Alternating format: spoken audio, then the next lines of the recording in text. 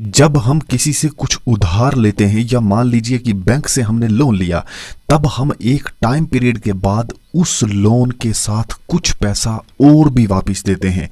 ये जो एक्स्ट्रा पैसा होता है वो पैसा लेंडर ने हमसे लेना होता है, क्योंकि हमने उसका पैसा कोई अपना काम करने के लिए यूज किया।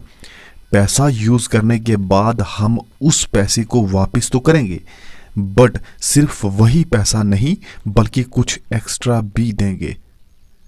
इसी एक्स्ट्रा पैसे को हम इंटरेस्ट कहते हैं। ये हमने पिछली वीडियोस में समझ लिया डिटेल्स में।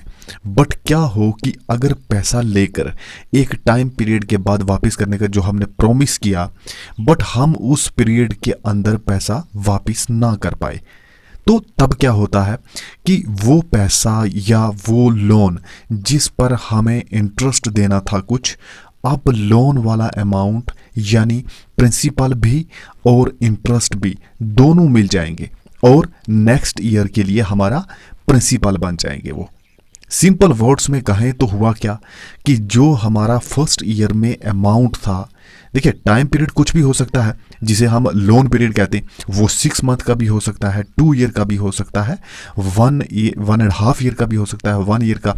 तो हम जनरली मैं 1 ईयर लेकर चल रहा हूँ। तो मतलब जो फर्स्ट ईयर में अमाउंट रहेगा वही हमारा प्रिंसिपल बनेगा नेक्स्ट ईयर का, और फिर उसी प्रिंसिपल के अकॉर्डिंग हमसे इंटरेस्ट चार्ज किया जाएगा एंड सो ऑन।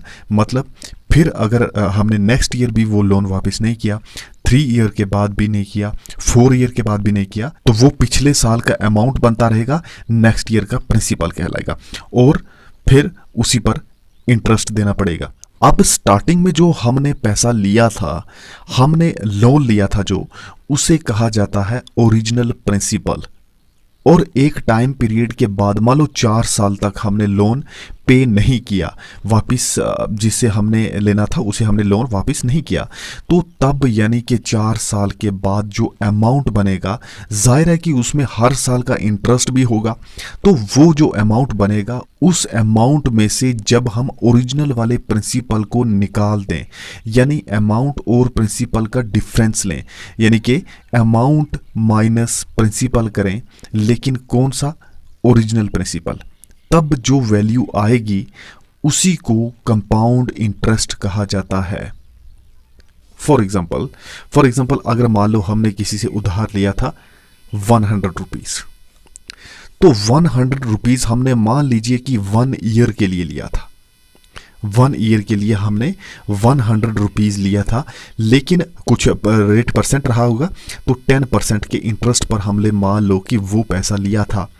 अब जब 1 ईयर हो जाएगा तो उसके बाद हमें वापस करना था, लेकिन हमने मान लो नहीं किया, तो वो कितना हो गया। अब 10% के हिसाब से देखिए 100 का 10% कितना होता है, 10% ऑफ 100, यानी कि 100 का 10% कितना होता है, 100 कैंसिल हो गया तो 10 बचा, यानी कि 100% का 100 का 10% होता है 10 रुपीज। 100 रुपीज का 10% 10 रुपीज होता है, तो ये 10 रुपीज हमें और एक्स्ट्रा देना पड़ेगा। तो जब हमें 10% और एक्स्ट्रा देना पड़ेगा तो हमने कितना देना टोटल, अभी हमारे पास 100 देना था हमने वापस, लेकिन अब हम 110 रुपीज वापस करेंगे। ठीक है जी, 110 रुपीज हम वापस करेंगे, लेकिन अब 1 ईयर के बाद, लेकिन अगर 1 ईयर के बाद हमने नहीं किया तो अब क्या होगा कि 110 रुपीज पे भी इंटरेस्ट फिर से बनना स्टार्ट हो जाएगा। यानी ये जो 110 रुपीज हमने वापस करना था, ये क्या बना, ये तो अमाउंट बना ना, क्योंकि अमाउंट ही होता है प्रिंसिपल प्लस इंटरेस्ट, तो ये बन गया अमाउंट।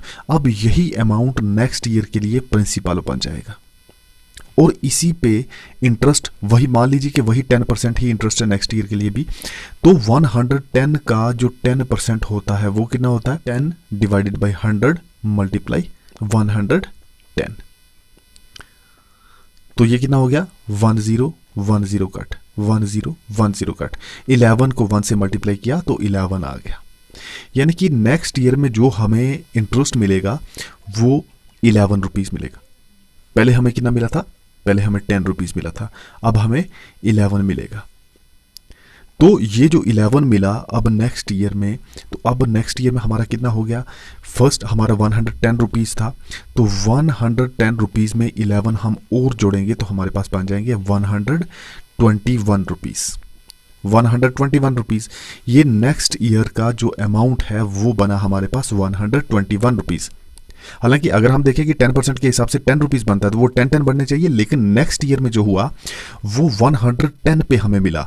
अब इससे थर्ड ईयर में जो हमें मिलेगा वो मिलेगा 121 पर। तो फिलहाल के लिए हमने 2 साल के लिए देखा तो वो 121 रुपीज़ बना। अब हमने कहा कि टोटल अमाउंट में से जब आप निकाल दो ओरिजिनल वाला प्रिंसिपल, तो टोटल अमाउंट 2 साल के बाद कितना था, क्योंकि फर्स्ट ईयर में तो हमने पे नहीं किया, तो सेकंड ईयर यानी कि 2 साल के बाद हमारे पास अमाउंट जो बना वो बना था 121 रुपीज़। उसमें से ओरिजिनल वाला प्रिंसिपल स्टार्टिंग में हमने लोन कितना लिया था 100 रुपीज़, तो 121 में से 100 निकाला, 100 को माइनस किया, यानी अमाउंट और प्रिंसिपल का हमने डिफरेंस लिया, तो ये आंसर आ गया 21।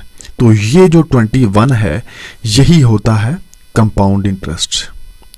यानी कि जब हम इंटरेस्ट पे ना करें, नेक्स्ट ईयर के लिए भी वो बढ़ता रहे, तो लास्ट पे जो हमारा अमाउंट बनेगा, मान लो कि 5 साल तक अगर हमने वो इंटरेस्ट के साथ वो जो लोन लिया हुआ वो हमने पे नहीं किया, तो जो 5 साल के बाद अमाउंट बनेगा उस अमाउंट में से हम माइनस कर दें प्रिंसिपल को, तो जो भी वैल्यू आएगी वही होगा हमारा क्या, कंपाउंड इंटरेस्ट। आई होप कि ये चीज़ आपको समझ आ गई होगी कि कंपाउंड इंटरेस्ट एक्चुअल में क्या होता है।